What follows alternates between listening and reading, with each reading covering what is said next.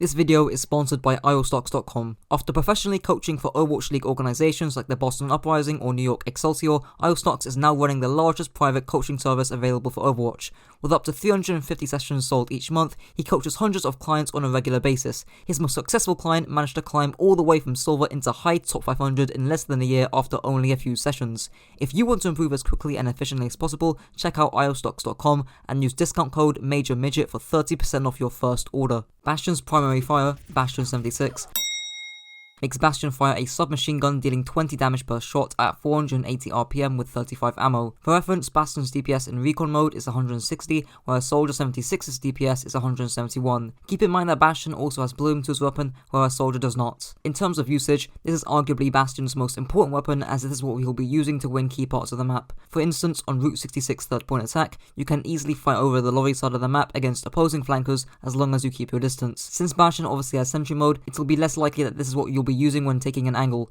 but rather getting to that angle is the key part, which is done by taking and winning duels on flanks or splitting late from your core, which I'll elaborate on in the latter sections of my guides. In terms of winning duels, there are two key concepts to minimize damage taken and to therefore maximize damage dealt. The first is corner discipline, as Spalo explains with a visual example on Hanzo here. Keep in mind that Bastion has such a large hitbox, this will matter even more. Why the heck do you peek this wide? The second you peek this here, the Zenyatta is already visible. You don't need to go anymore. Because the reason cover's good is it doesn't stop you from being shot. It stops you from being killed. Because if I'm shot here, I can go, oh, I need to move over. But because it's an extra quarter of a second to move over, and then I will receive a second shot potentially and die. Whereas if I get shot here, the only thing that can kill me are one shots. So it's not just about the risk of death. It's the fact that the risk of death makes you run away like a pig when you could have just stayed here and continually applied pressure. You increase the longevity of the pressure here. What benefit do you get from being here as opposed to being here? In fact, it's worse offensively. This isn't about playing more aggressive. This is about playing worse. You want to do more damage? You want to get more picks?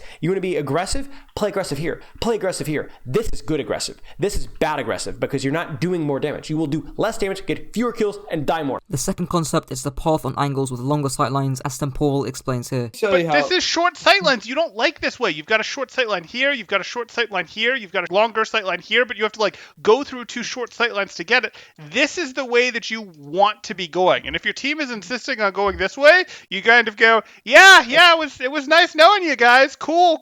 I'll join you later. Okay. I should have not walked with my team here. Walk to the other side, hide behind the corner until they engage, then go turret form. Yes! That would have been the perfect play there. That would have been a much better play, yes. You don't like these short sightlines. You like late engages, and you don't like the short sightlines that this forces. You are a super poke hero, and these really short sightlines allow heroes like Reinhardt, who is, very much a Brawl hero, to potentially beat you, and Reaper and such, to potentially beat you, and that's silly.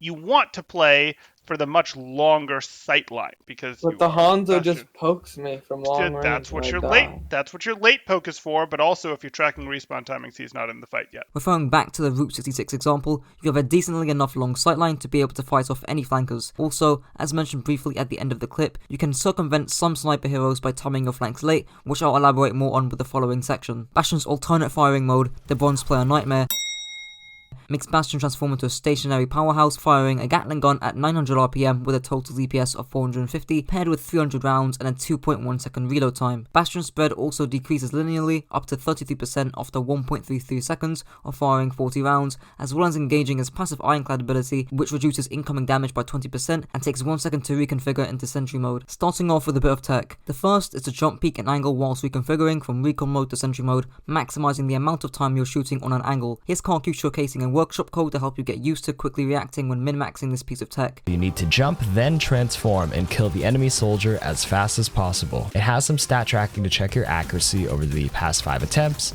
average accuracy, best accuracy, along with some timings. You should also try to hide a portion of your hitbox instead of jumping out in the open. Another piece of tech is to head clip through cars and non-uniform objects, as the Bastion University go through here. Head clipping. Bastion has a large hitbox, but did you know that you can hide most of it behind objects like boulders or cars? This can be used in map-specific spots, which we'll cover in a later video. As long as you can still see the enemy, you can shoot them, but to the enemy, you will appear almost entirely hidden, and they won't be able to hit you as easily. Take this spot on Hanamura point 1 for example, where where you're mostly covered by the rock but can still shoot at show. Moving on to the broader concepts, and actually a mistake that I see less experienced Bastion players make, which is that they often overstay their welcome. As soon as you've gotten your first pick on your flank, you either stay on that flank and find some more greedy and silly trades, whilst inevitably sacrificing your life, or you immediately start thinking about repositioning. The higher rank you are, the smaller your shooting on flank windows become, as it takes less time for the enemy team to respond. Building on this further, your target priority during the small window of burst impact comes down to two main things: to prioritize who's most dangerous and who's the easiest to kill, as Sparlow inadvertently goes over here. One other thing is target priority as well. So a lot of times I notice Bastions will hard focus tanks, and that's good at like longer ranges.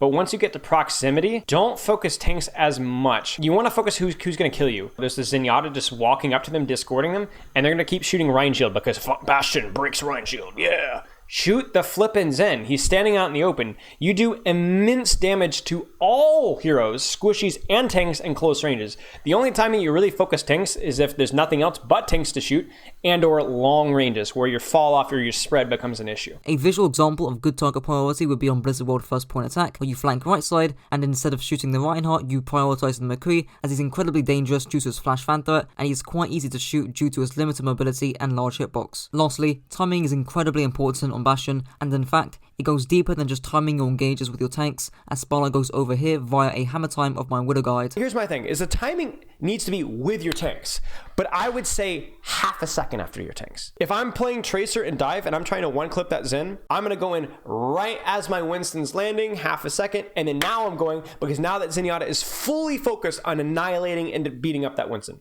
He's not thinking about anything else. What's a good analogy here? Okay, you're a pickpocket, right? Can you imagine how effective a pickpocket would be at like a fireworks show? There's a big firework, boom, right? And that's when you reach in. They're not thinking at all what's going on behind them. If you wait just a little after the big ugly tanks do something really visually or threatening or baiting, and then you go in, you're gonna find way more hacks, way more picks, way more pressure. You would not peek here as your tanks are pushing. You would maybe even let your tanks go in a little bit, like a quarter of a second, because remember, you have a hero with immense pop-off potential, immense kill potential, and you're like Summer and Tracer, you're very squishy. Because if the enemy sees you, like right as your tanks are pushing and puts a couple of shots your way, and like say chunks you down, you're gonna have to stop, you're gonna have to grab a mega health pack. If you're gonna min-max the pressure that you put out and the kill pressure that you have, you are the immediate follow-up, you're not leading the charge. And you're not even doing it at the same time as your team, I don't think. I'd say immediately just peek afterwards. You could use this against any composition, not just Brawl. You know, your Rissa plants her shield, she throws a hold out, 3, 2, 1, peek, and there's your value. So in an attempt to distill this down to 3 guidelines, also nicely denoted in the acronym GGs, this timing nuance is dependent upon, firstly, how greedy your angle is, i.e. the more greedy, the more you want to apply this timing rule. Secondly, another factor is how greedy your own hero is, i.e. a Winston doesn't deal as much burst damage or prolonged damage as a Tracer, Bastion, or Sombra do respectively. Their squishiness can also be a good indicator, as Winston is significantly less squishy than heroes such as Tracer, Bastion, or Sombra. Thirdly, it is dependent upon your ability to spam from range, i.e. the more spam you can do from range, the less value you would get from this timing nuance, such as on Pharah. Things like fall off damage, spread, and pinpoint versus AoE damage play a part in determining this as well. The last thing I want to touch on is whether you should reconfigure from Sentry to Recon mode when being dove. Firstly, you shouldn't even be giving them an opportunity to dive you by being static,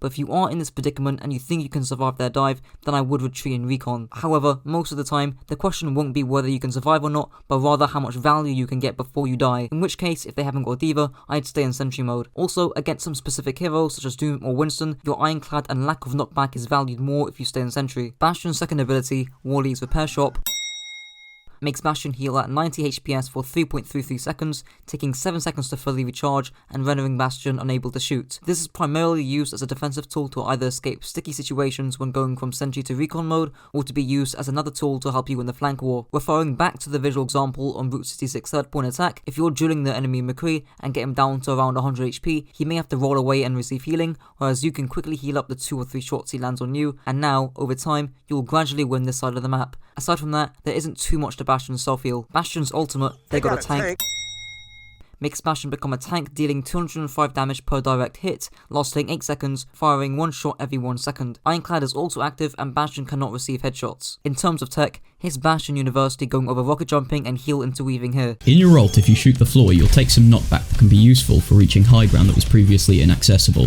Make sure to jump as you shoot the ground for a huge increase to the distance of your jump. The second tip is the heal animation cancel. During your ult, you can animation cancel the shooting of your cannon with your self-heal. allowing you to get some healing in between shots. This can be used to counteract the damage that you deal to yourself when rocket jumping. Always healing in between shots reduces the total number of tank shots during the ultimate by 1, but the healing may be the difference between surviving and not. The rocket jumping is primarily used to take vertical off angles and to prevent yourself from barreling down main, with a visual example from a Master's Bastion on the screen. In terms of the key fundamentals behind Bastion's tank mode, here's Spilo going over how to maximize value gained from your tank form. The other thing with Bastion is like ult is good on an angle, like really, really good on an angle. His ult is like hot trash on main. Like there's a lot of ultimates that are better on angles, and there's some ultimates that you can make work on main even if they're not optimal. Bastion's ult is just garbage on main. It is so easy for them to just hide behind a corner, and you're very mobile as well, so like there's really no excuse for it. So I always don't have that like hard flank, but almost always his ultimate gets more value on a slight flank or an angle. Building off that, and again linking to the key idea of winning flank wars, you can use your ult to gain a sizable advantage in taking a duel. Once again, I'll be referring back to this Route 66 example. Firstly, your breakpoints are significantly more forgivable against squishies due to your one-shot. Secondly, your AoE damage makes aiming a lot more forgivable if you do miss. Thirdly, your head hitbox is hidden, which reduces incoming damage. And fourthly, you can heal in between your shots to increase uptime instead of hiding behind a corner to heal. With all this factored in, you should win the duel, which then gives you a great off angle to one-shot any squishy you like. Moving on to the positional, playstyle, and compositional part of the guide. There are 4 key positional guidelines that you should follow, and I'll use Havana second to show this. Firstly, have cover, simple enough. Secondly, have LOS, again quite simple. Thirdly, have good distance from angles so that the enemy flanker does not sneak up on you. And finally, have rotational options, both aggressive and defensive, to perhaps take a greedy angle, with all those concepts about timing nicely coming into play as well. Moving on to the 2 predominant playstyles that Bastion has, which is either to be a Brawl buster or a flanker, as Spano explains here. Brawl buster, where you have the very traditional, I'm playing with a shield, I just clonk into turret form and just mow them down, or flanker, where you go funny angles, funny flanks, and time it really, really, really well. The thing with Bastion is 2 things.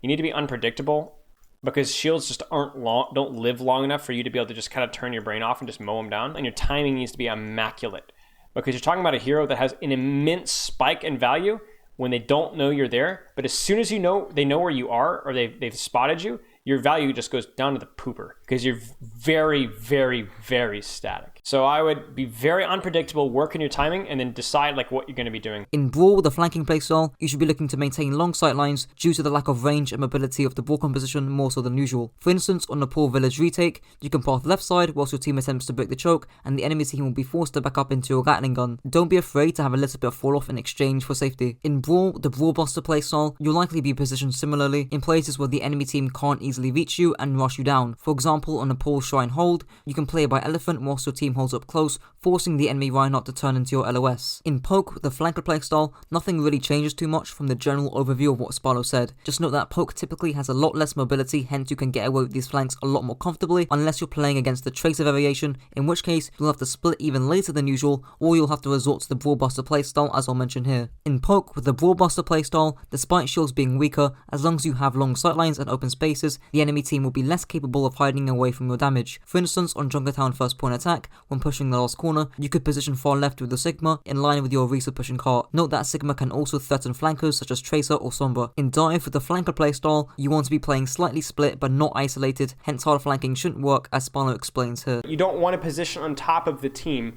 because it allows the enemy team to be able to dive you without taking damage, because there's only one LOS where you're actually putting damage. Like we could draw a straight line of where this damage is coming from, and it's here. They can hide from this damage in here, they can hide from the damage here, they can hide from the damage here, they can hide from the damage here. Whereas if you position just slightly here, not too much, where you can still be Harmony Orbed, Armor Packed, you can poke this pre-jump, this pre-jump, this pre-jump, this no longer has cover, this no longer has cover, this has significantly less cover, this has significantly less cover, and you can even peek down this hallway a little bit easier. Dive wants to corral you. Stacking against Dive is not the answer. It is being in positions where you can peel for each other, but you can poke out Dive before the fight happens. So you don't want to be isolated, but you don't want to be stacked. In Dive, with the Brawl Buster playstyle, this is again a bit too extreme, as you will likely get corralled and surrounded by Dive, especially if you're always in Sentry mode. However, there is a map-specific workaround, which is to implement this playstyle when there aren't many flanks around. For instance, on Kingzo's second point defense,